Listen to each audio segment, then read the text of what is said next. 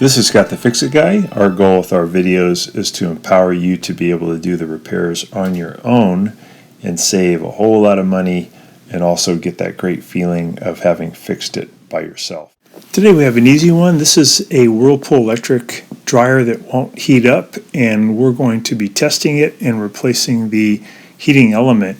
So when you test it, you know that it spins but it's not heating. So the next thing to try is the breaker box.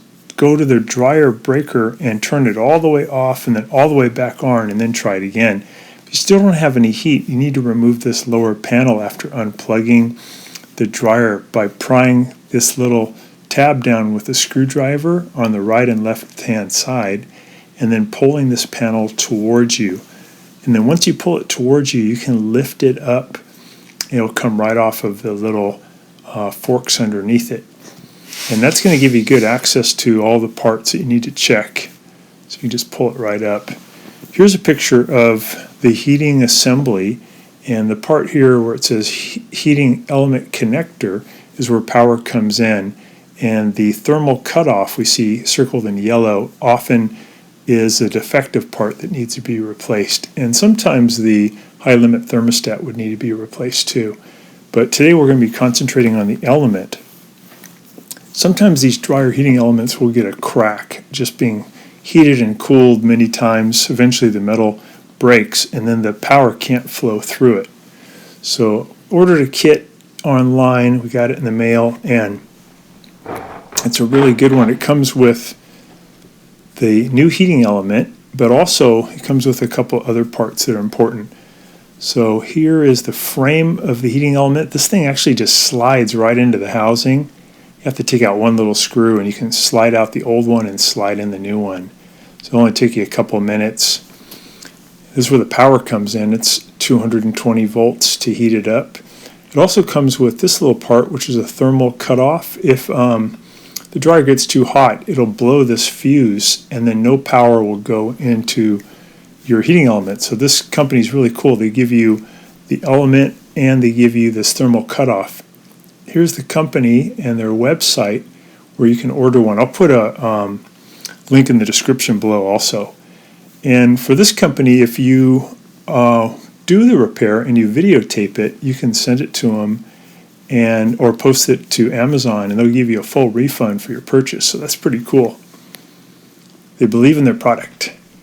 So over here we have another part that comes with it, and it's the this is the thermal cutoff, which is like a fuse, and the other one's a cycling thermostat, and it will turn on and off as the dryer is heating. So it's nice, if you can, to replace all three of these, but oftentimes the element is the part that needs to be corrected. So we're going to go over how to do that. It's pretty easy. So this box is symbolic of the casing that the element comes out of. It really just slides in and slides out. And again, it's only being held in by 1/4 inch screw. So it's kind of a tight fit though, just like in the box. Goes right in and comes right out. We're going to show you how to do it on most of the Kenmore and Whirlpool models. Pretty easy.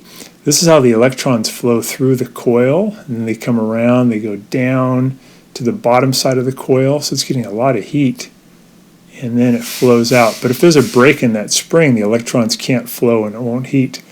If you have a multi-tester like this, it can help you to determine which one of the three components may be having trouble, but since the kit comes with all three, it might be a good idea just to switch them all out. So once you have that panel off and you have it unplugged, you can just take this piece right here, this heat deflector, and just bend it down towards you to basically 90 degrees, kind of like how an oven door would open. It's not very hard to bend. So you get that down, and then it just shows you the arrow of where that thing is. Pull it down to create a nice opening in the heater housing, and then we need to just take out 1/4 inch screw. It's kind of a tight fit, so if you have a ratchet like we see in the picture here, that makes it a lot easier. You're just going to go lefty-loosey. Basically, you're pushing up, and it'll spin that screw out. And once the screw's out, you can grab the old element and you can pull it towards you. I find that you have to pull and wiggle at the same time because it is kind of a tight squeeze.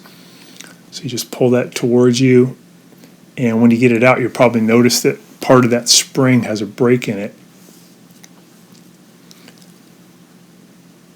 So just pull and wiggle, it'll come loose. And it comes right out of that opening that we created by taking off that front panel.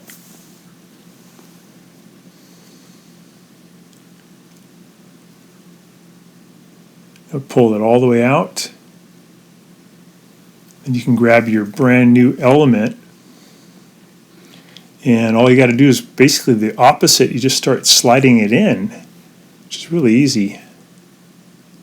You got to make sure that when you slide it in, the little prongs where the power comes in are to your left. That's important. So we're going to slide that in, and kind of the same concept as you slide it in. You push in, wiggle. If it feels like it's jammed, just wiggle around a little bit more. Keep pushing. It'll feed all the way in. This new one looks great, nice and shiny, and these last a long time. Once you replace them, get a lot of life out of it. And then you want to put that screw back in, that 1/4-inch screw. That just holds it all in. And after you do that, you can bend that heat deflector back up. If you like to, you can also just remove one little screw underneath the heat deflector and take it off. But it doesn't hurt it to bend it. So bend that back up or put the screw back in. And you're almost done. Next thing you could do is plug it in and turn it on and just make sure that it's going to glow and that has solved the problem. So plug it back into the 220. We know the breakers, both breakers are on for the dryer. We got a nice bright glow, and we know that's working. That's exactly what the healthy element should look like. So this will be really easy. Probably take you 20 to 30 minutes, and you'll be done, and your dryer will be back to normal. So thanks so much for watching. Thanks so much for watching our video. We really appreciate your support. And when you get a chance, please press the subscribe button below so you can be subscribed, and also the notification bell so we can send you more videos about appliance repair. Please also give us a thumbs up if you enjoyed the video. If you really liked the video and it really helped you, please press this new applaud button and you can show your support and also get a nice clapping hands for your video. Thanks again.